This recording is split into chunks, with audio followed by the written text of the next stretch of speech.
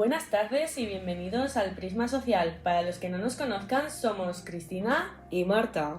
Y en el informativo de hoy vamos a hablar de la educación en Alemania y seguiremos el siguiente recorrido. Primero, una introducción general al país. Después, la justificación de la elección de los pedagogos y de las corrientes educativas elegidas. A continuación, el contexto y las circunstancias que requieren de nuevos planteamientos sociológicos y educativos. Seguiremos con la explicación de las principales aportaciones de estos pedagogos y corrientes educativas. Veremos la aplicación de dichas aportaciones en el sistema educativo del país elegido. Y por último, cerraremos con una conclusión sobre la contribución y el alcance de su aplicación en Alemania y en la Unión Europea. Hemos elegido Alemania porque es un país con gran relevancia histórica y política, y porque tiene un papel fundamental en el desarrollo de la pedagogía moderna, aportando teorías, métodos y modelos que todavía se utilizan hoy, como la idea del desarrollo integral del niño o la importancia del juego en la educación. Alemania se encuentra en el centro de Europa, con capital en Berlín. Es el séptimo país más grande del continente y limita al norte con Dinamarca y los mares del norte y Báltico, al este con Polonia y la República Checa, al sur con Austria y Suiza, y al oeste con Francia, Luxemburgo, Bélgica y Países Bajos.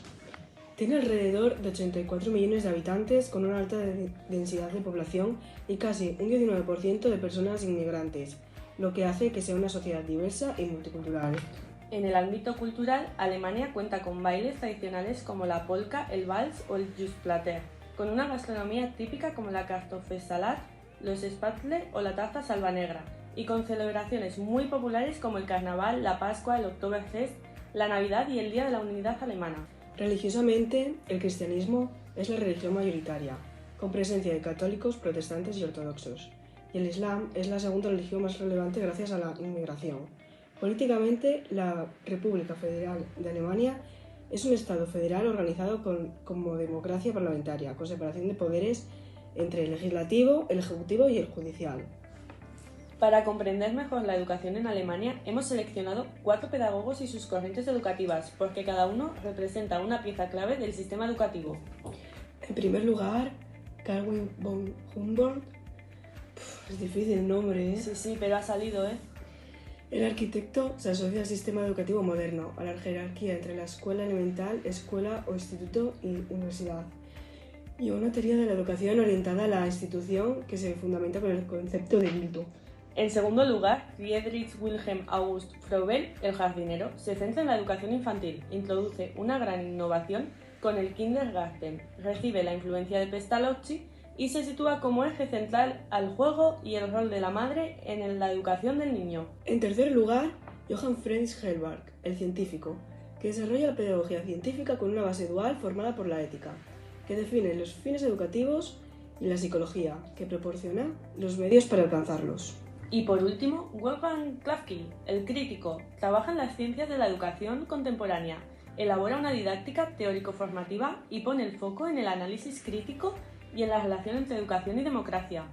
Con el arquitecto, el jardinero, el científico y el crítico podemos recorrer toda la construcción del sistema moderno, la renovación de la educación infantil, la consolidación de la pedagogía científica y el desarrollo de una didáctica crítica orientada a la emancipación. Tenemos en línea a los 4 pedagogos que hemos nombrado anteriormente. Ahora vamos a pasar al contexto y a las circunstancias históricas que explican por qué estos plantearon nuevos enfoques sociológicos y educativos en Alemania. Empezamos con Karl Wilhelm von Humboldt. Señor Humboldt, sitúenos brevemente en su época y en su visión. Hola, ¿se me escucha? Sí. Bueno, pues os voy a contar un poquito de mi vida. Mi papel se desarrolla entre 1767 y 1835 en lo que conocéis vosotros como la Revolución Educativa de Humboldt. Viví en una Prusia en transformación influenciada por el Renacimiento cultural de Weimar y por la Revolución Francesa, que impulsaron nuevas ideas sobre la libertad y la formación. En este contexto defendí que la educación no es para el Estado, sino para el individuo. Mi visión se resume en el sujeto libre, la Bildung como proceso de formación que permite a la persona desarrollarse de manera integral. En cuanto a mi obra, destaqué la creación de la Universidad de Berlín, como bien conocéis todos, organizada en torno a la libertad de cátedra y a la investigación, y defendí la estructura del sistema educativo moderno en 3 niveles, la escuela elemental, la escuela secundaria y la universidad. Muchas gracias, Humboldt. Señor Herbert, en su caso, ¿qué tesis marcaron el contexto en el que se formuló su pedagogía científica? Buenas tardes. Pues mira, yo viví entre 1776 y 1841 en un momento de gran renacimiento cultural y filosófico en Alemania, pero también de fuertes tensiones educativas. En el nivel superior del debate de esos momentos existía un conflicto bien claro entre filantropistas y neohumanistas. Los filantropistas defendían una educación útil y funcional, mientras que los neohumanistas apostaban por los estudios clásicos como modelo de lo verdadero, lo bello e incluso lo bueno. Ante este conflicto propuso una pedagogía científica como base dual, en el que la ética, que define los fines educativos, y el carácter moral que queremos formar, y por otro lado la psicología, que estudia cómo aprende la mente y proporciona los medios para alcanzar esos fines. Aplicando a la realidad, resultó enfocado hacia un realismo pedagógico, sin idealismo puro ni utilitarismo extremo.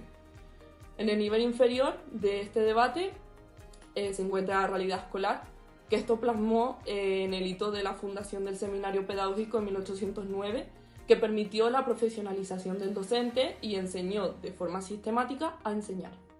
Bueno, y ahora, señor Frobel, en su caso se habla de crisis de modernidad, industrialización y necesidad de proteger la infancia. ¿Cómo describiría ese contexto? Bueno, pues yo viví entre 1782 y 1852 en pleno siglo XIX, en una sociedad pues que estuvo marcada por la crisis de la modernidad, en la que la industrialización y la urbanización estuvieron muy aceleradas, de forma que esto pues modificaron la estructura familiar y dejaron a muchos niños en situación de desprotección. Ante esto pues surgió la necesidad de proteger la infancia y mi respuesta fue la creación del Kindergarten de Blankenburg en 1840, un jardín de infancia concebido como instituciones para la educación integral de niños y niñas pues de todas las clases. El núcleo central pasa a ser el niño, denominado en este fenómeno como el paidocentrismo, en el que se destaca la espontaneidad y la libertad. La metodología tiene sus raíces en el juego, en el contacto con la naturaleza y en el uso de materiales llamados dones o Spielgabeln. Señor Klafkin, el contexto en el que le tocó vivir es muy distinto, como es la República Federal de la Alemania de los años 60. ¿Qué circunstancias le llevaron a replantear la educación? Pues mi pensamiento se desarrolla en la República Federal de Alemania de los años 60, en un contexto de fuerte crisis de confianza en la estructura que quedó después del régimen nazi. La juventud pues en ese momento cuestionaba las jerarquías heredadas y reclamaba más democracia y emancipación. A partir de ahí pues yo elaboré un nuevo concepto de Bildung que se articula en tres ejes: la autodeterminación, la codeterminación, la intersección o solidaridad. La herramienta para trabajar estos objetivos es una didáctica crítico-constructiva basada en el análisis didáctico con el objetivo final de una ciudadanía emancipada frente a los poderes dominantes. Una vez visto el contexto, pasemos a explicar las principales aportaciones de estos pedagogos y de sus corrientes educativas. Señor Humboldt, ¿cómo resumiría la esencia de su aportación y los desafíos que se han planteado después? Pues mira, lo primero de todo, la esencia de mi propuesta se basa en el ideal clásico, defendiendo la autoformación y la responsabilidad del sujeto.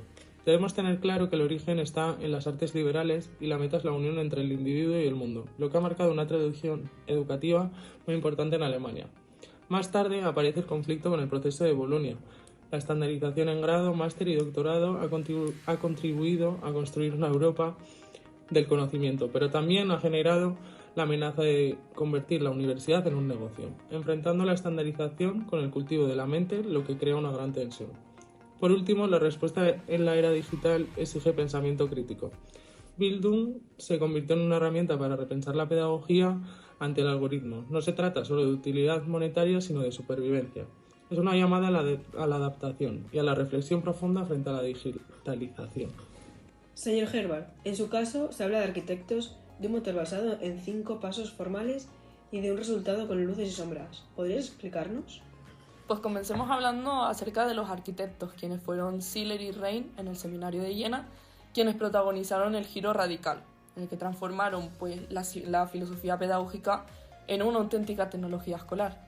El motor de esta tecnología pues, son los 5 pasos formales, que se componen de análisis, síntesis, asociación, sistema y por último el método.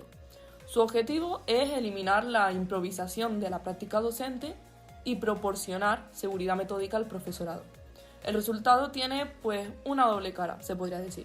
En el lado positivo, la profesionalización, en la que la pedagogía se consolida como ciencia universitaria y se enseña a gobernar la clase. En el lado negativo, Pues el formalismo mecánico, ya que existe el riesgo de una receta fría en la que el maestro actúe casi como un autómata si aplica los pasos sin reflexión. Señor Frobel, en su aportación aparece la historia del kindergarten, el niñocentrismo, la metodología del juego y las 5 actividades. ¿Cómo lo resumiría?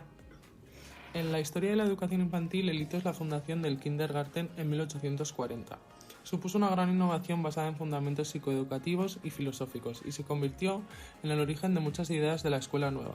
El núcleo central es el niñocentrismo, en el que la formación gira en torno al niño, se respeta su individualidad y su libertad, y se evita imponer moldes externos que limiten su desarrollo. En la metodología, el juego es una necesidad vital, no simplemente es ocio. Los dones o regalos son materiales didácticos específicos que permiten al niño explorar y crear. Se combinan con el contacto con la naturaleza para favorecer un aprendizaje activo. También, desde el punto de vista filosófico, todo esto se articula en un principio de unidad. La enseñanza no debe fragmentarse, sino presentar los hechos de manera integrada, con una visión holística y filosófica de la infancia. Esta manera de entender la unidad de la experiencia fue una de las bases sobre lo que más tarde se apoyó la escuela nueva. Las 5 actividades prácticas de mi método son competencias de gimnasia y canto, el cultivo del jardín y animales, literatura, viajes cortos o excursiones, y juegos y trabajos con regalos. Todo ello se guía por el principio de unidad. La enseñanza no debe fragmentarse, sino presentar los hechos de forma integrada. Señor Klafki, en su aportación se menciona una estrategia que tiene como meta la emancipación, algunos territorios concretos y su cimiento legal. ¿Cómo se articula todo esto? Mi estrategia parte principalmente de una meta suprema, que es la emancipación. Para alcanzarla, trabajo con 3 objetivos: la autodeterminación, la codeterminación y la solidaridad. Las herramientas son principalmente el análisis didáctico y el tratamiento de problemas claves como lo son la guerra, la ecología e incluso la desigualdad. El territorio en el que se han aplicado estas ideas incluye, por ejemplo, Bremen, donde se han desarrollado experiencias de integración y transición. Renania del Norte-Westfalia, con el modelo de la escuela como casa del aprendizaje, y Marburgo, con proyectos basados en investigación-acción y su flexible de materiales. El cimiento legal está basado en su carácter transversal. La educación política se convierte en una asignatura obligatoria durante un mínimo de hasta 6 años, con foco en la ley fundamental, la Constitución y los derechos humanos, para poder consolidar así una ciudadanía crítica y democrática. Bueno, ya estamos llegando al final del programa. Tras este recorrido, vemos que estos 4 pedagogos proceden de contextos muy diferentes: la Prusia ilustrada y el renacimiento cultural, la industrialización del siglo XIX y la crisis de la República Federal de Alemania en los años 60. Pero, a pesar de esa diversidad histórica, comparten un eje común: entienden la educación como solución a problemas sociales y se articulan en torno al concepto clave de Bildung, entendido como desarrollo integral de la persona. Sus aportaciones han tenido impacto claro en el ámbito europeo. Hamburg influye en la estructura de la universidad y en el modelo que inspira el proceso de Bolonia. Herbart en la sistematización de la enseñanza y en la mejora del magisterio. Fruel en la universización y la renovación de la educación infantil. Y por último, Klafki en una didáctica crítica orientada a la emancipación y a la democracia. En el contexto actual de globalización, digitalización y unificación europea, sus ideas recuerdan a la necesidad de pensamiento crítico, de autoformación, de democratización de la escuela y de una educación que forme personas libres, responsables y solidarias. Y con esto cerramos nuestro informativo especial sobre la educación en Alemania. Muchas gracias por acompañarnos en el Prisma Social y, sobre todo, a los pedagogos que han estado con nosotros. Y no os olvidéis que nos vemos mañana a las 4. Tengan buena tarde.